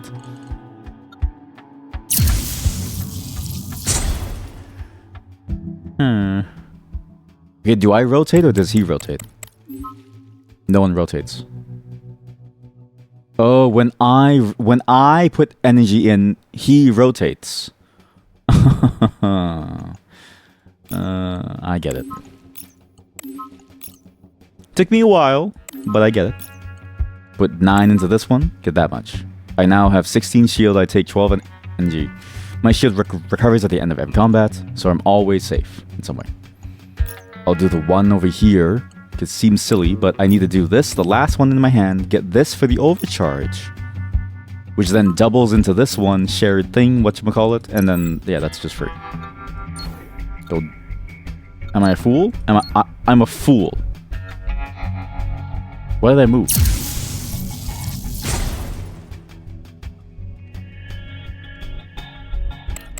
I was fine. I think I just figured I could move to lower damage, not realizing that all my damage was on the bottom there.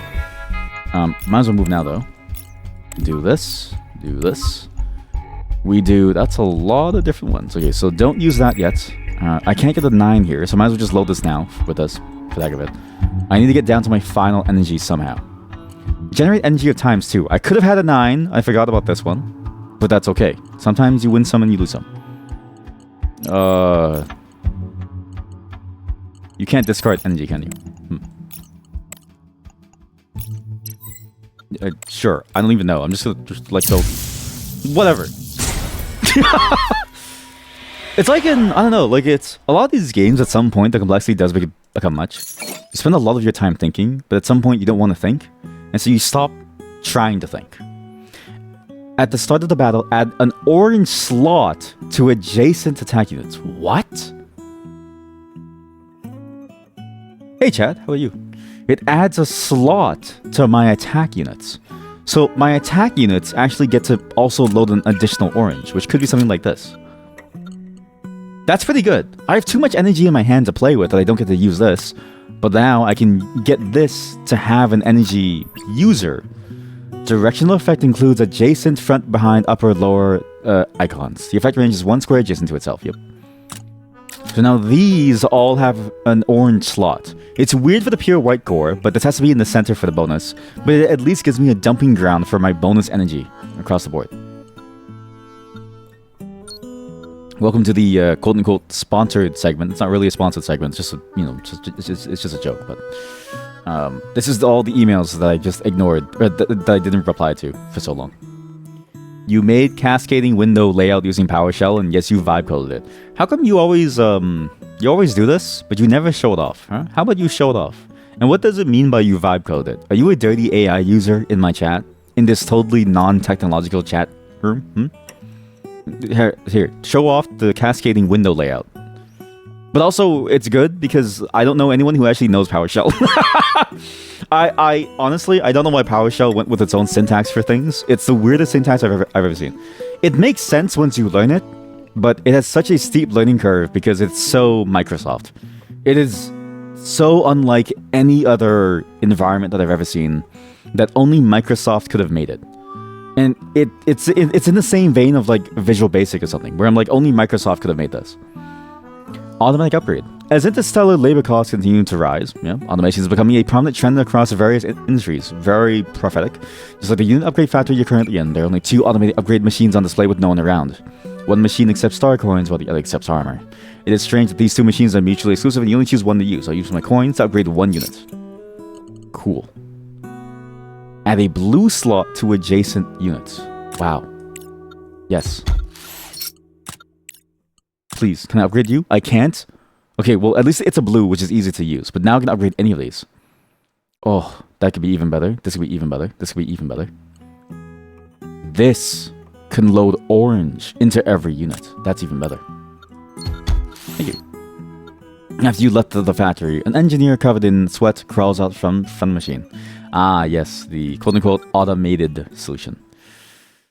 Bill, a cowboy with fiery temperament, never takes advantage of others. He only competes with people under completely fair conditions and then uses his powerful firepower to conquer everything. Bill.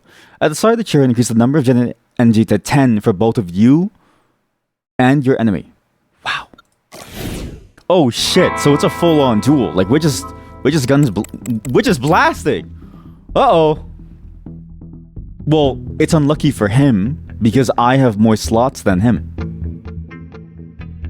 25, 50, 64. 25, 22, 47, 51, 55.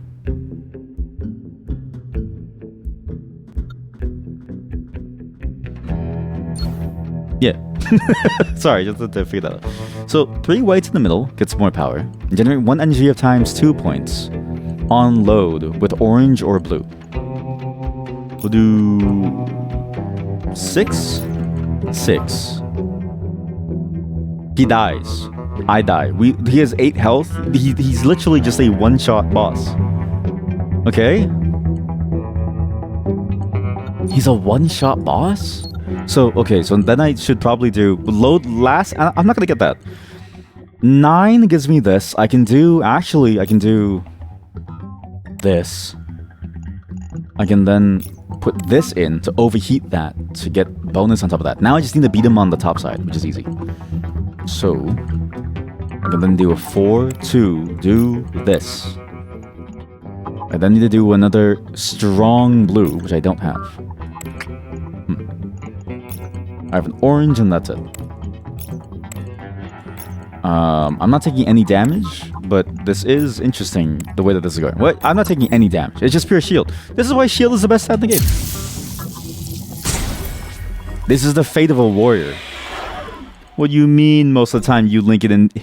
You link it in this way. It's me who doesn't share. Chat, I have been consistently posting in Discord. Now post your vibe window coded thing. But yeah, if you... I need to state a new rule. If you talk about something cool that you've done, you have to post it inside the Discord. You've never seen my code? Go to the VOD channel. Go to the VOD channel. Yeah, I'm gonna skip the rewards. Like, I don't really need these items. Oh, that's fake code. You're right. The only real code comes from Cloud and Sonnet and Pencil. if it's called. The prison on Blackstar suddenly erupts into a riot when the most dangerous criminals who has planned an attack on the Bounty Hunters Association headquarters has manages to escape. The local authorities issue an urgent reward for the escaped felon. You pilot your ship to conduct a thorough search, ultimately locating the fugitive. He offers to upgrade your ship in exchange for a chance of escape. Copy the highest graded slot of 1 unit. What? Oh, as in like... Oh shit, copy the highest rated slot of 1 unit. If I copy the slot of this, I can get a 4-slot white pure core, which then every time I get a white core gets +2 strength. And then because it's in the center, it also applies. That's amazing. Gimme. It's a mod. Holy shit. The fugitive upgrades your ship's units with slot copying components. While he is occupied, you inform the police of your coordinates, but when you turn around to find the fugitive, he has already disappeared and your ship has been modified. You still have unspent vacation days. Sorry. I imagine going back to work early. A treant named Alonzo, claimed to be a bounty hunter, sends you an urgent call. He claims to be plundered by space pirates, but you find no record of him in the Bounty Hunter Association's list. May the Lonestar protect you, my friend. Alonzo places his right forearm across his chest. This leaves you feeling awkward. This opening line and gesture clearly come from a well-known bounty hunter movie called Lonestar Hunter in the past cosmic era. You couldn't find an easy way to make a cascading window layout, so you vibe coded it, use it at your own risk. You have no idea what kind of keyloggers AI put in there. I like how you said that, but it is true though, right? Like, it is funny to think that, like, because it's like, if you don't know it yourself, how do you know to review it? It's like that same thing that we saw last time on that vibe coded flight simulator game, where it's like they don't understand it, so it's like we don't even know if we can trust the code really. Because honestly, the few times that we've played with AI on stream to code things, it's like done nonsense. Like, in that one game where it was like that AI dating game, and then I got the AI to start writing out like an integration with like Twitch, and it was just comments, and I was like, I don't know if this is real or not. But that is funny to like see. So thank you for sharing. And I'm surprised that you enjoy the cascaded window layout. I always get annoyed of the fact that my windows don't take up the full screen, because I'm like, I need them on full screen and I just have more monitors to use them. But I see the appeal of it, because sometimes when you need to view them all, it is nice. But do you know about the Windows tab shortcut? Have you ever seen the Windows tab shortcut? Not the Alt tab, the Windows tab. It opens like a window view to let you see every single window side by side, and you can like pull it out. I'm gonna steal his coins. You know what? He's not a real bounty hunter, so maybe I'll just leave him. I thought something was gonna happen. I thought it'd be like a hidden choice. Oh. For balance pads like Link TP 5620, this is a reference to a it's a router. Using joint defense units to defend against opponents' attacks is indeed the best choice. His defense was nearly perfect before he fell for a phone scam and lost a unit. Joint defense. During showdown, lanes equipped with joint defense only take the lowest damage among all those lanes. I see. So these two share the damage that they take, and they don't take more than that. That's kind of difficult. Let's load up my ship first, and then I'll determine movement afterwards. Which I should have been doing before. So now this has 4 white slots. So I can go this. I can go this. I can go this. He's taking the least amount of damage from this, which is bad. I can move down to get it to do the most damage to him. Then I have 2 blues on this. It needs to be loaded with the last one, though. Overclock is over here. I can double this into 9. Double this into 9 to load this with a 9 to overpower and overpower. I can do a 2 into the middle. No, I need to do 1 here to get into 1. No, because you have to be above. So I'll do 1 here. 2 into this one because it's the last one. I'll generate 1 random energy. Generate another random energy. It's a 5, which means I can do this to overload, to overclock into every single slot. Load 15 energy in 1 turn. You just heard the achievement noise. I need to turn that off. I need to turn that off because that's very frustrating. So, I take 5 shield damage, but I do 38. Or I can do 22 and take 15. Or I can do 44. I should do 44. That's a lot better. And then take 0. Yeah, you've seen it, but you don't like it. Yeah, that's fair. Like, it is true that the cascade is nicer to like see it. Wind tab bugs out your whole taskbar for some reason. It becomes unresponsive for 2 seconds. Okay, so I'm not the only one. Yeah, I mean, Windows in general is kind of weird. It's like a very weirdly shitty... The multitasking on it doesn't really work well. You know, like Wind tab, because Windows are semi-randomly placed and you can't rearrange them. It's hard to navigate because of that and hard to find what you're looking for. Also, it only shows one virtual desktop. You know what? That is true. That is fair that it's randomly placed. But one thing that I did find that was helpful was to turn off some of the reordering. There's one reordering option in Windows that I keep forgetting about. It's like the Alt tab is like based on your recently used or something. I think that applies to the Wind tab too. But when I turned that off, I noticed it was a bit more consistent about where it's placed. And so it's like, even though you can't consistently get the same order every single time, at least for your session while those windows are open, it's like the same order. For me, at least. But I also just do like a one... Like, I set the setting where it's like, only show me the windows that are open on this particular monitor. And then I just have one window of each application open on each monitor, at most. So no 2 Firefox on one monitor. I just have, like, the one. And I just close them if I don't need them. Which is sacrilegious to some people to close it, but... okay, let me think about this. So, I'm doomed, actually. I can go up to maybe do a little bit more, which is good, because I do need to overpower down here. So if I do overpower... I double this. I get... I'll do 1 into here. I'll do a 9 over here. Get a 4. That's actually really good, because that technically saves me like this. So I get 3, 3, 8. I overpower. He has more durability. He's going to launch a Furious attack now. What's your Furious attack? Holy shit, I'm dead. You're waiting for Windows toys to add the cascading since they removed it from Win 11. Yeah, ever since updating to Windows 11, I don't really know why they removed so many different features. Like, I'm surprised that so many different features are kind of gone for the baseline experience, and why it feels so weird to use. Like, I'm just like... It's sort of a Windows thing, though, where I kind of expect them to keep throwing away things for no reason. And I don't really understand why they do it every single time, when they could have just kept it and just had a good thing going. And I don't know why it seems like they're so... huge into redoing all of their work over and over and over again. I can't double this. That's unfortunate. I can double this into 8. Okay, well, it's not really much, but... I'll do this. Sure. It takes the least amount of damage from all of them. So moving up actually makes them invulnerable, because I'm not doing any damage. I'll get rid of my low tier units, or powers. We both take 0 because of the joint defense, but at least I have 1 extra 5 here for next turn. Okay, I really want to save my fuel, but I think I have to. So we do 5, 5, and I win. Shield saves me. Once again, the shield is the best stat in the game. 1 treasure. Upon generating white energy, increase its point by 1. Wow.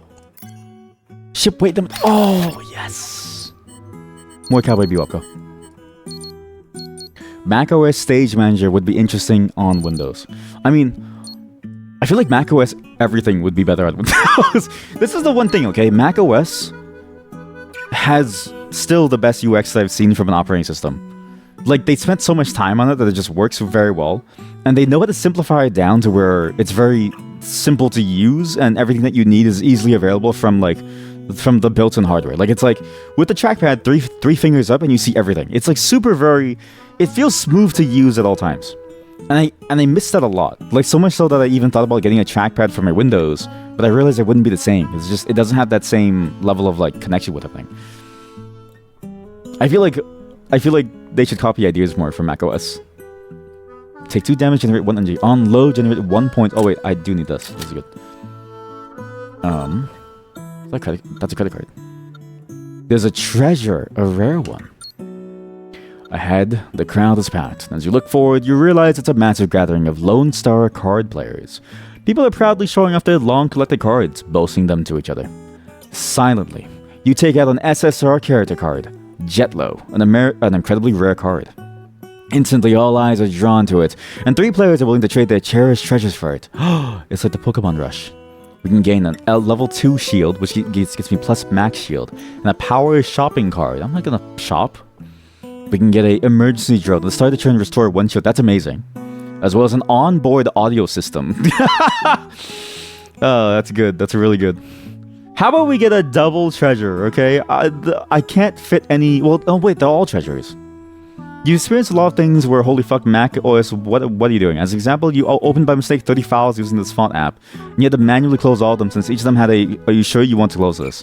Well, yeah, but like that, I feel like that's more of an on you kind of type of deal. But I do agree, like there's no easy way to close things easily. Like but to be fair, you could have gone into the activity monitor and done that yourself. Because like Windows is sort of the same thing, where it's like if you open something that's like modified and you open like a bunch of it, you also have to sit there and like press the button yes or no to like, because Windows will also ask you, are you sure you want to like do this? That just feels to me like it's like what option does the OS have other than to ensure that you don't ruin things, right? You terminated the app, but it remembered that you had them open, so it opened them again. Like when you restarted the operating system, I guess at that point it's like, I guess yeah, that would, because then that does feel like a weird configuration option, because you terminated it, which maybe doesn't signal to the OS that it's been closed normally. So when you restart Mac OS, it tries to open them again using the option of like, oh, do you want to reopen all of your applications when you restart Mac OS with the with the checkbox. That actually might be worth like a bug report, because it does seem interestingly weird. It's a very edge case, but it's enough to trip you up. When all unit slots are loaded, apply 2 strength to every perfect and 4 max HP. You strike a deal with one of the players, although you have a personally autographed Jetlo card hidden in your backpack, obtained when you encountered Jetlo himself during your adventures. 3 vacation days left into the great... Wait, it's a final fight. Let's go to the shop. The commercial street is open to everyone, but various shops aim at different crowds. There are chain stores offering product vouchers for promotion, as well as a boutique that only sells high-end products. Here we go. After loading a slot, degrade its color, huh? And these are cores. Okay, well, this is bad.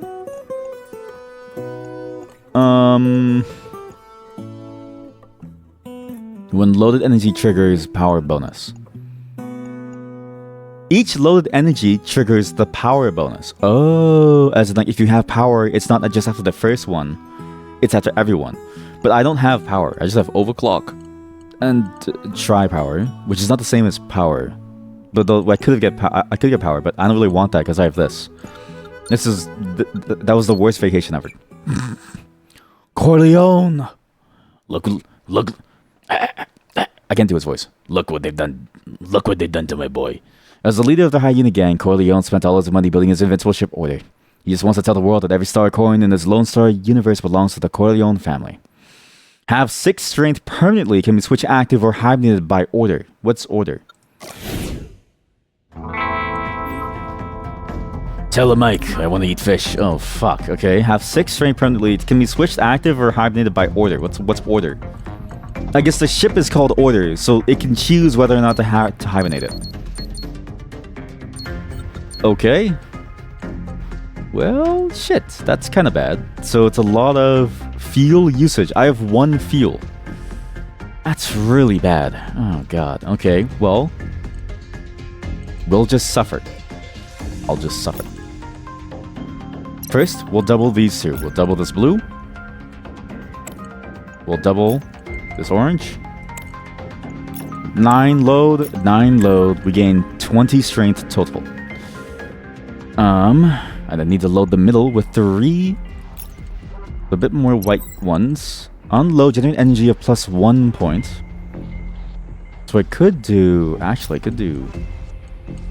this. Double tap it. That. So now I have 7, 7. I need a 3 to overclock this one. We do this. I need to waste the 1 somewhere. because it needs to be the last one over there. And I need to waste the 2 as well to really maximize value. This is good. We do the 3 over here. It loads 1 into each. I get a 2 over here, which then loads into this, which is pretty good actually. So I can reduce damage that I take by 2. It's also my last one, so I get a bonus 3, which then loads into this for the bonus 2 strength. You never actually used Cascade Layout before, but you notice that it could be nice as most pages don't benefit from full screen anyways. Oh, for like web stuff? Yeah, that makes sense, yeah. So you get to see like a piece of each. But it's like, I guess for me, so what's funny is that for you, you're thinking more about like like how it could use it, whereas for me, it's more about like, I get distracted. Like there's too many different things on screen, and I go, I don't really know if I can focus with all this here. So this is funny to see. I can increase this by 1, get the overload into this, which gets me 2 of these. I can then load this into here. I can then do this to get 1 extra energy. I can then do this to get 1 extra energy, which is a plus 5. I do 67 damage. He now has a powerful attack here. Oh, fuck. Oh, shit. Okay, well, I think I'm dead. I don't have enough stats at all to survive this. But what I can do is boost up the bottom side the most, which could be nice. So if I double this and I double this, go into this, I can negate that. The middle is easy to negate. The top is where it gets a bit complicated. The top is the hard one to negate. This 2 needs to become a 3 so that I can get this to be 3. But I can also just do... No, I should do... Yeah, I should do that. This blue... What do I do? What do I do? I do want this, double, decrease this by 1, put this into here just to waste a slot, I guess. And then we do this to generate a new energy. We tap it, we get 7. Shit.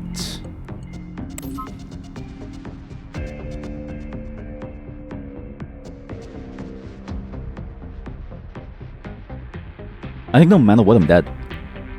If I move up, I'm dead. Move down, I'm dead. It's my top layer that kills me here, because it's simply too weak to negate the damage of 17. There's nothing I can do to stop this, except for retreat and return to the state before battle. Okay, you know what? To be fair, they show that button because they know that you're going to use it, right? They wouldn't give you that button if you wouldn't be able to use it. And I like that because the game sort of allows you to... It's interesting that the game gives you that button because usually it's more of a bug state, but here they recognize and they say, okay, you're allowed to do it because it's the way that the game is, which I think is better for people like me who need the help. Do this, get the strength. We do the 7. Well, I guess we could get the 9. Wait, I can do the 9 to get over here to get 55. And then save that 3, 2, 5. Put the 1 inside here for now. Put the 3 inside here to get bonus of 1. Tap this, tap this. That's better. Really, the solution to every problem is to do time traveling. Have they tried a tiling window manager? Actually, what exactly is a tiling window manager? Because I've also never used one. I'm actually curious how it actually works. We'll do 2 here. We'll do like so to get the ignition tap. So now we have 2 of these. I can then do a plus 3 over here, which I guess is good. Sure. I then do this consecution. I can then get this for plus 5. Yeah, because when I think of tiling, I think of exactly that, where it's side by side, and I wonder if that's even good. So maybe my idea of what a tiling window manager is wrong in some way. Okay, I need a lot of power on the top end. So the bottom end is probably going to be okay, because this gets 10 strength. And strength is boost strength at the first energy loaded each turn. Whereas this top one, I need a boost with a lot of power to really survive. So even a low energy one could be pretty good. 5, 2. We can do 2 into 3. I need to save that for later for the thingamabob. 5. This needs to be... shit. You know what? We can do this. We can do a 9 over here. Then do a 9 over here. That needs to be 2 at the top side. Well, 1 here for sure. 9 over here. We'll do a 3. Okay, now I'm fucked. Hey, well, what does AAA do? Feel, refill. Oh, feel, refill. Wow. I would love to gain 2 feel. Yes. Thank you. That helped a lot. Okay. There's... Okay, I forgot about that button. That's a good button. So we just do 9. Get a lot of strength. You can then do this to get another 9 over here. 9. We get that. We then do 5, 2, 1, 3, 2, 3. Save for next turn. Now it's better because we have fuel to really maximize what we can do. Which is good. We do this. We do this. Then do this. We then do... this. Balance it out. Get this. Get this. Get 2 of these. It's pretty good. Again, we then get this. We then get this blue. Then get this, which is 5. Get that. Okay. And then I think we win because we have the fuel to move around. But we move once per turn anyway, so it doesn't really change much. But at least I get to choose which one gets beat down. And if I do the 9 over here, the middle I think is always going to be okay. But having the 9 be strong, I think is the better option.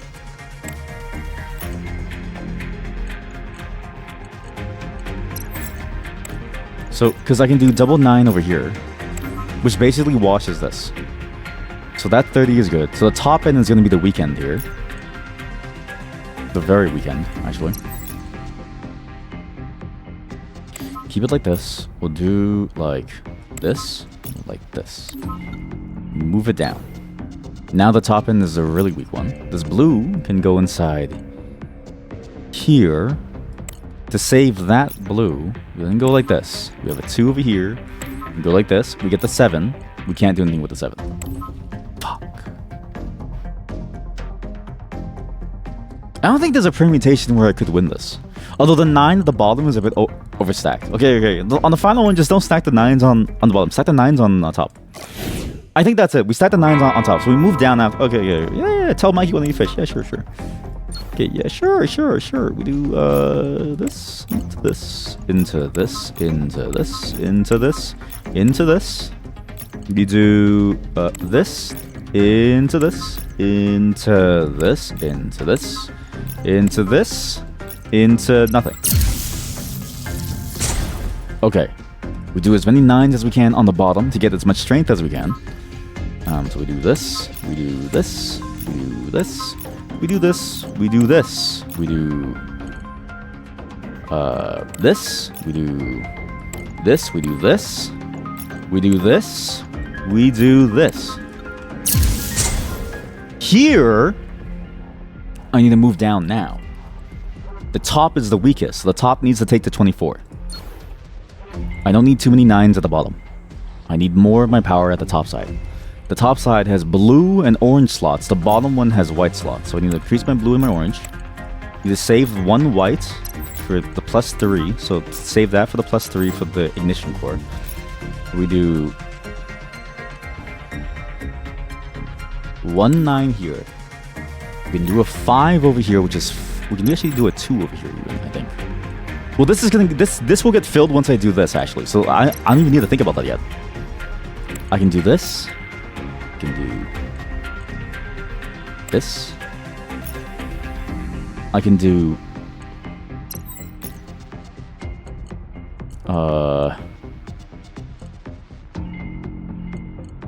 this. I can do This is kind of risky to do this. If I don't get a good one, I got a good one. Okay, good. We do 7. We get a 2 here. We get this. Get a 2. We barely survive. But in doing so, we've won the game.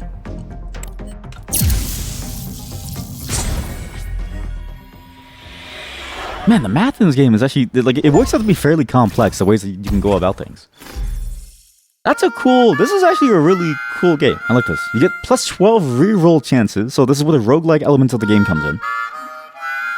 And this is the end of a Cowboy Bebop episode, where it says, "See you later, Space Cowboy," right?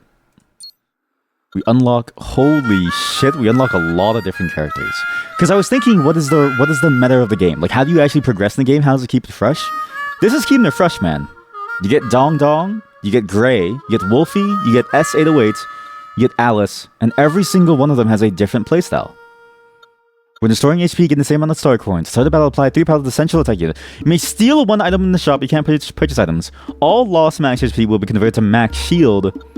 And for every 25 star coins gain Build Scholar. Pick from 1 overclock and 1 tri-power unit. And also, Master Collector Dango. The start of battle, for every 5 treasures you own, you generate 1 energy. Fantastic. And you just keep on going. You gain more levels. There's mod support. This is a good game. I'm sorry for ignoring your email for so long.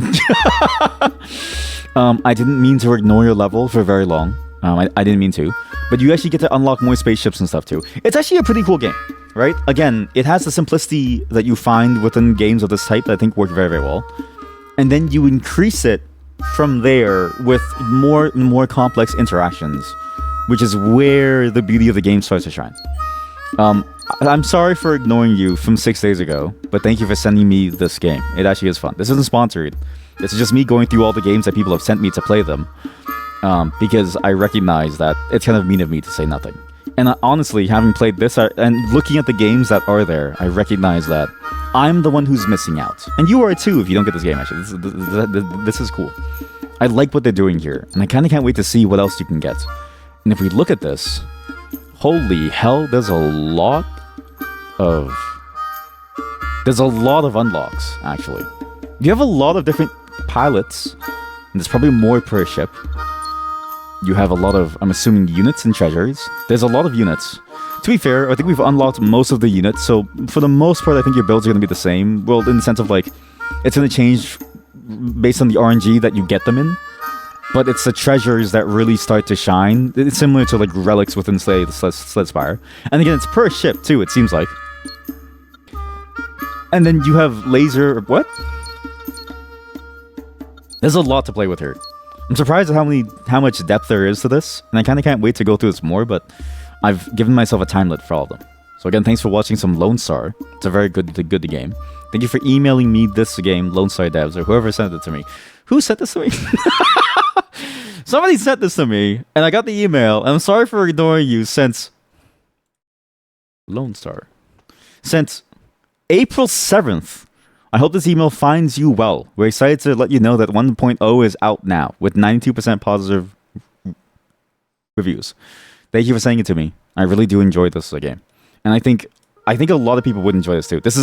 It feels weird that no one talks about this, or that I know of that plays these types of games talks about this, because I feel like this is up many people's alley, and it fits really well within that sort of slot between Balatro and Slay the Spire, where you might want more of that character building fantasy, but you don't just want, so much of the complexity of the numbers that it can get with in Balatro, but you still care about the complex interactions.